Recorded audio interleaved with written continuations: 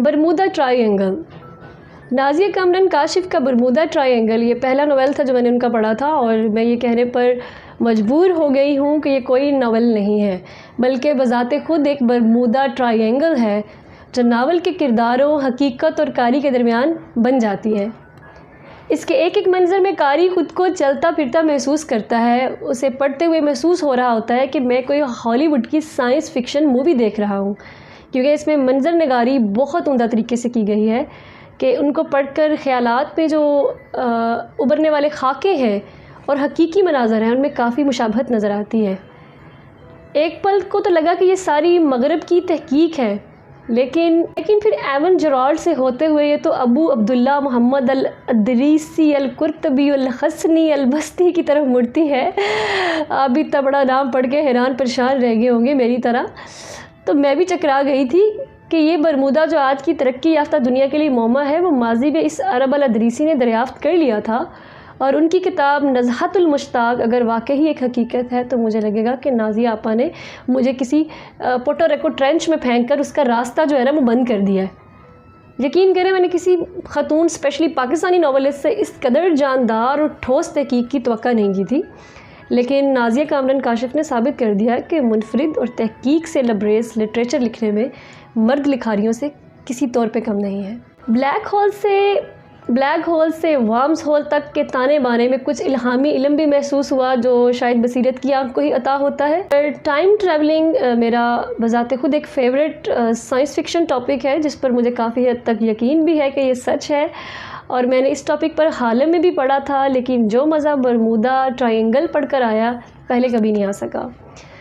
America में मौजूद NASA और ऑस्ट्रेलिया के रिसर्च सेंटर, मिस्र, कराची, पोर्टोरिको, अटलांटिस, अल अदरीसी का कुतुब खाना, वार्म होल, बरमूदा के अंदर की दुनिया और समुद्री ज़िंदगी की बैठे बैठे इतनी सैरें कराई हैं कि इसके ट्रांस से बाहर निकलना मुश्किल हो गया था।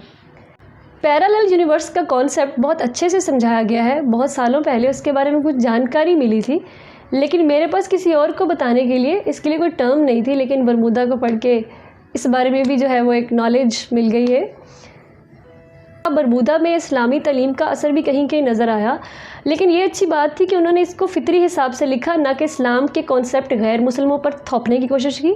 बहुत उम्दा लगा जब एक गैर मुस्लिम एवन कुरान और इस्लाम के हवाले से बरमूदा के बारे में तहकीक बताता है।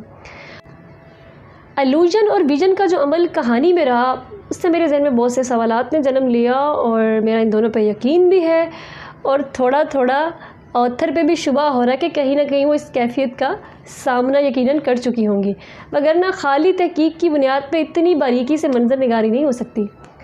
खैर, बरमूदा ट्रायंगल का अगर पहला बाब साइंस और इंटेलेक्ट के गिर्द घूमता है, तो दूसरा बाब सुपर इंटेलेक्ट स्पिरिचुअलिज़म के गिर्द घूमता हुआ नज़र आता है, जिसका गठजोड़ मेटाफिज़िक्स से भी मिलता हुआ नज़र आया। एस्ट्रल प्रोजेक्शन, रूह और ख्वाब का ताल्लुक बहुत सेंसी खेज था और काबिल यकीन भी। हाँ, कुछ लोगों को शायद वो पढ़कर नाकाबिल यकीन महसूस हो। एवन जेराल्ड और ईसा गर्देजी के सस्पेंस से गुज़रते हुए मेरी हालत भी ऐसे थी कि जैसे हारून की उस नावल में अपना किरदार निभाते हुए थी। प्रिज्म के सस्पेंस ने मुझे हर दूसरे किरदार पे शक करने पर मजबूर किया, लेकिन मैं ये सोच भी नहीं सकती थी कि इसका असल मुजरम वो निकलेगा जिस पर मेरी सोच जा ही नहीं सकी। अदरीसी, इवन और ईसा अव्वल, दोम और सोम की आपस में जज्बाती वाबस्तगी बहुत। अदरीसी, इवन, ईसा अव्वल, दोम, सोम की आपस में जज्बाती वाबस्तगी भाई।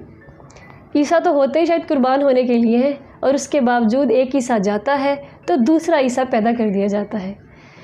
ये नावल जहाँ साइंस की हकीकतों के पर्दे चाक करता है, वहीं ये रीडर के दिल में ईमान भर देता है।